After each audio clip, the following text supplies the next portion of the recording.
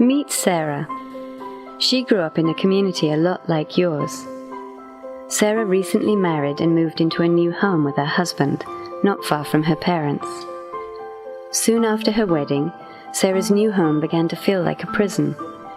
Her husband wouldn't let her leave the house, even to work or see her family. He insulted her, yelled at her, and hit her. He forced her to have sex when she didn't want to.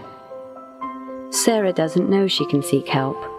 She feels lost and isolated, too ashamed and scared to tell her parents, too embarrassed to tell her friends. But Sarah isn't alone. Across the world, at least 1 in 3 women will experience physical and/or sexual violence, mainly at the hands of their husbands or partners. This can happen whether they're legally married, living together, or just dating.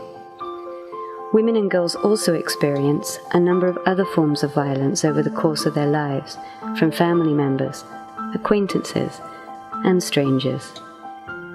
This violence can hurt them emotionally and physically, and can have serious impacts on their health.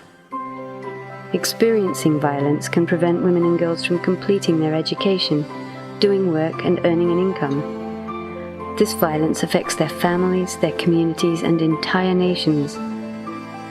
Yet the majority of women and girls who experience violence never seek help. Why? In many countries, it's not so easy to find help. And like Sarah, many women don't know they have the right to seek these services. They worry about their family's reaction, or fear even more violence. And sometimes, even when they seek help, providers don't have the right skills to meet their needs. But these barriers are a wall that can be torn down. Responding to this violence requires a range of essential services that recognize and aim to meet the multiple needs of women who have experienced violence, survivors. Quality health services must offer first-line support. Quality social services must offer information on rights and access to critical resources. Effective police and justice services must be cross-cutting and women-centered.